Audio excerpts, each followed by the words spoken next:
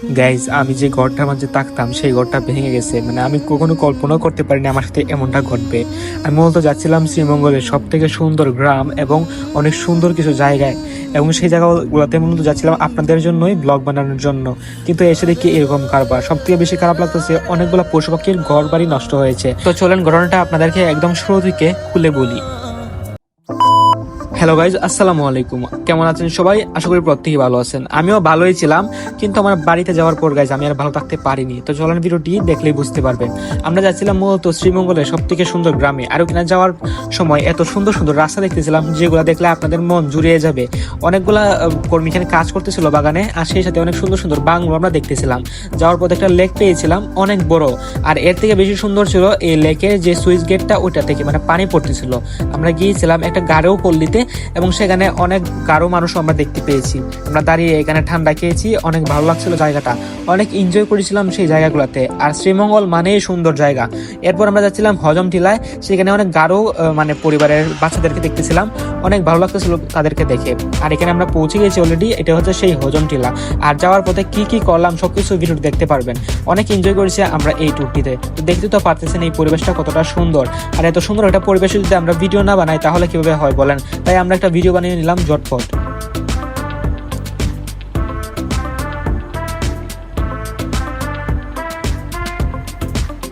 তো দেখতেই তো পারতেছেন কত সুন্দর ভিউ। আর পিছনটা যে দেখতেছেন আপনারা, সবই হচ্ছে ইন্ডিয়া, এগুলো বাংলাদেশ নয়। আমরা যে জায়গায় দাঁড়িয়ে আছি এটা হচ্ছে বাংলাদেশ। কষ্ট করতেছি, মানে অবস্থা পুরা খারাপ আমাদের। এই দেখুন কি খারাপ খারাপ পাহাড়। এই পাহাড় বানির মধ্যে যে কি একটা শান্তি আর কষ্ট। এখন আছি আমরা মেকানিচোরা পাহাড়ে। তো গাইস, এভাবে কিছুক্ষণ পর পর আমরা এই রাস্তাগুলো পের হয়ে ওয়েট করতেছিলাম, মানে আমাদের গাড়িকে থামাইতেছিলাম, কারণ গাড়ির ইঞ্জিন অনেক গরম হয়ে যেতেছিল। আল্লাহর মধ্যে সেখানে আমরা একটা জিপ পেয়ে যাই, আর সেখানে আমাদের অনেক বেশি উপকার হয়। সেই জিপটাতে আমি উঠে পড়ি, আর তারা বাইক দিয়ে যাচ্ছিল, কারণ ডাবল যাওয়াটা অনেক কষ্ট হয়ে যাচ্ছিল আমাদের জন্য। আমরা যাওয়ার সময় একদম ডিসকভারি ফিল পাচ্ছিলাম, কারণ অনেক সুন্দর ছিল রাস্তাটা।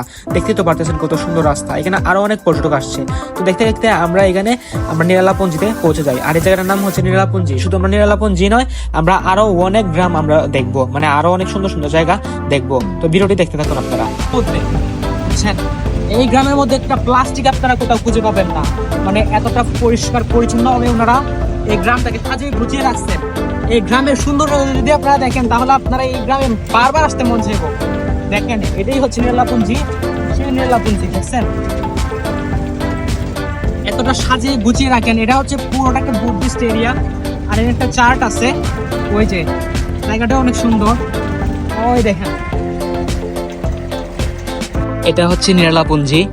আর এই গ্রাম এত সাজানো গোছানো দেখছেন, এটা হচ্ছে মানে খ্রিস্টান ধর্মে যারা আছেন সম্প্রদায়, ওনাদের চার্ট এটা।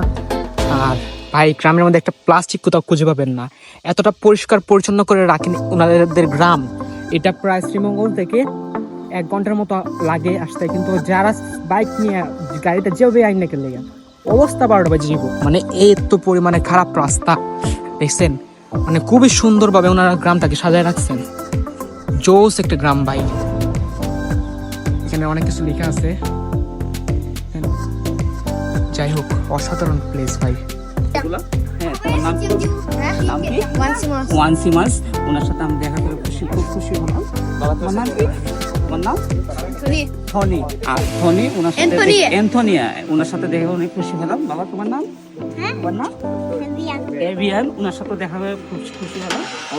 তো গাইজ, এই গ্রামে আমরা সবগুলা মানুষের সাথে পরিচিত হচ্ছিলাম আর কি। আর এখানকার মানুষগুলা অনেক মানে পরিশ্রমী। তো দেখতে তো পারতেছেন, অনেক উঁচু নিচু পাহাড় দিয়ে তারা হেঁটে কষ্ট করে এনে এগুলা মূলত করেন আর কি। মানে এগুলো হচ্ছে পান। আর আমরা তারপর এখান থেকে বিদায় হয়ে যাচ্ছিলাম, আমরা অন্য গন্তব্যে যাব। আর এখন আমরা আরেকটি গন্তব্যে যাব, সেটা হচ্ছে হরিণছড়া। এখান থেকে বাইক তুলতে অনেক কষ্ট হয়েছে আমাদের। তো এখানে যাওয়ার পরে গাইজ যে রাস্তাটা ছিল অনেক সুন্দর। তো দেখতে তো পারতেছেন, এখন যাচ্ছি আমরা হরিণছড়া গলফ মাঠ। আর এটা হচ্ছে আমাদের শেষ গন্তব্য। তো এখানে মূলত একটা ইতিহাস আছে। সেই ইতিহাসটা হচ্ছে, এখানে যখন আমাদের বাংলাদেশে ব্রিটিশরা ছিল, মানে ব্রিটিশদের শাসনে আমাদের বাংলাদেশটা ছিল, তখন তারা এখানে ফুটবল খেলতো। কিন্তু মুক্তিযুদ্ধের পর তো ব্রিটিশরা পালিয়েছে, তবে এই পুরো যে মাঠটা এটা আমাদের জন্য রেখে দিয়ে গিয়েছে। এটা কিন্তু জঙ্গল ছিল, কিন্তু বর্তমানে একটা মাঠে রূপান্তর হয়েছে, বুঝতে পারছেন। জায়গাটা অনেক সুন্দর, আপনারা পিকনিকের জন্য এখানে আসতে পারেন যারা শ্রীমঙ্গল বাসী আছেন অথবা দূর দূরান্তের যারা মানে বাসী আছেন আর কি। বৃষ্টির সময় আসলে এই জায়গাটা আরো বেশি সুন্দর লাগে, অনেক বেশি গ্রিন হয়ে ওঠে। এখন আপনাদেরকে আরো একটা কথা বলবো, এই যে আমার ঘরের অবস্থা দেখুন, একদম ভেঙে গেছে। তো আমরা মূলত যখন এখান থেকে আসতে আসতে অনেক লেট হয়ে গেছিল, আমি আমার বোনের বাসা চলে গেছিলাম। তো ওইখানে আমি একদিন থেকে পরের দিন যখন আসছি, এসে আমি ঘুম দিয়েছি, ঘুম দিয়ে উঠে দেখি এই অবস্থা আমার ঘরের। আমার তো কষ্ট লাগতেছে মূলত এই ঘরটার জন্য না, আমার কষ্ট লাগতেছে এই গাছটার জন্য। অনেক পরিমাণে জাম আসছিল এই গাছটায়। ঘর তো আমি তৈরি করতে পারবো, কিন্তু একটা গাছ যে তুলতে কতটা কষ্ট হয়, যে তুলে তারই মানে বোঝা যায় আর কি কষ্টটা কতটুকু। আর এর চেয়ে বেশি কষ্ট লাগছে এই অসহায় পশু পাখিরা কোথায় যাবে। গাছের মধ্যে ছিল অসংখ্য পাখির বাসা, তো পাখির বাসাগুলো নষ্ট হয়েছে, বুঝতে পারছেন কষ্টটা কোথায় আমার। আর এই পাখিগুলো ছিল খুবই ছোট, মানে করেন যে ডিম থেকে ফুটে বেশি দিন হয় না আর কি, একটু পাখনা গজাইছে। আর এখানে আমাদের নতুন একটা ঘর তৈরি হইতেছে, আল্লাহর রহমতে আমরা বাঁচছি যে এটা এখনই ভাঙিয়া পড়ছে। যদি ঘর হওয়ার পর ভাঙিয়া পড়তো এই ঘরের মধ্যে, তাহলে অনেক খারাপ কিছু ঘটে যেত, কারণ নতুন ঘরটা ছিল, বুঝতে পারতেছেন। এত পরিমাণে জাম আসছিল, জামগুলোর জন্য আমার অনেক মায়া হচ্ছিল যে পাকলে খাবো, কিন্তু আর খেতে পারলাম না, রিজিকে আর টানলো না। তো কি আর করবো, এই পর্যন্তই চলে আজকের মতো ভিডিওটা। আর কখনো ভাবতে পারিনি এরকম দুঃখের একটা সংবাদ পাবো আমি বাড়িতে এসে, মানে খুশি থেকে এসে যে এরকম হবে কখনো ভাবতে পারিনি। যাই হোক, সবাই ভালো থাকবেন, আসসালামু আলাইকুম।